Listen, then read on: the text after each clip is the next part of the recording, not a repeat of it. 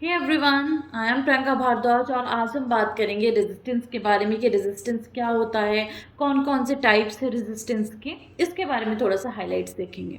तो सबसे पहले अगर हम रेजिस्टेंस की बात करते हैं, रेजिस्टेंस क्या है।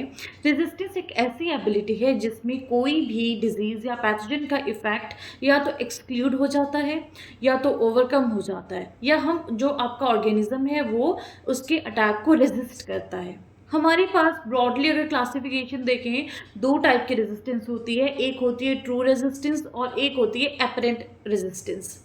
अगर हम ट्रू रेजिस्टेंस की बात करें, आपको पता है कि जो रेजिस्टेंस है मेनली वो किसका करेक्टर होता है, वो जीन्स का करेक्टर होता है ना। तो रेजिस्टेंस को कौन कंट्रोल करता है, बेसिकली जीन्स कंट्रोल करते हैं। तो कोई भी रेजिस्टेंस अगर जीन्स से कंट्रोल होती है तो उस रेजिस्टेंस को हम क्या बोल देते हैं, ट्रू रेजिस्टेंस बोल देते हैं। ऑन द अदर हैंड अगर हम एपरेंट रेजिस्टेंस की बात करें तो एपरेंट रेजिस्टेंस में क्या होता है, एपरेंट रेजिस्टेंस में हमारे पास जीन्स का इन्वॉल्वमेंट नहीं होता, बट एपरेंट मीन्स अपीयर, यानी कि इस रेजिस्टेंस में क्या होता है, एक ससेप्टेबल प्लांट भी हमें रेजिस्टेंट की तरह दिखाई देता है, उसका कोई भी फैक्टर हो सकता है।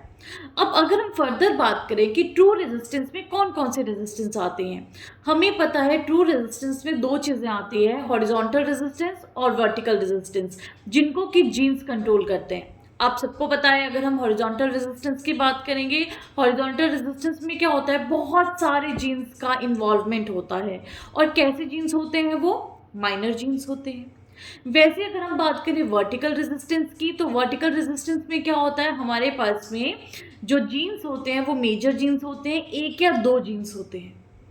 अगर हम बात करते हैं एपरेंट रेजिस्टेंस की, तो एपरेंट रेजिस्टेंस में क्या होता है, हमारे पास दो टाइप के रेजिस्टेंस वहाँ पे पाई जाती हैं।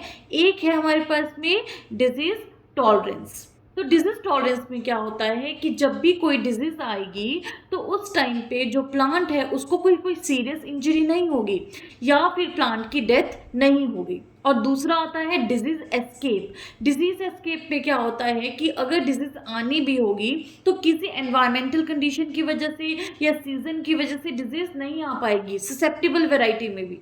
जैसे कि फॉर एग्जांपल कोई डिजीज आपकी अर्ली सीजन में आती है, आपने जो वैरायटी ही थी वो लेट सीजन मैच्योर होने वाली वैरायटीज लगाई, तो क्या डिजीज आ पाएगी? नहीं, क्योंकि डिजीज ट्रायंगल में आपको पता है होस्ट, पैथोजन और एनवायरनमेंट, इन तीनों का ही एक मेजर रोल रहता है ना। तो बेसिकली अगर हम रेजिस्टेंस की बात करें, हमने बोला दो टाइप की है, ट्रू एंड एपरेंट।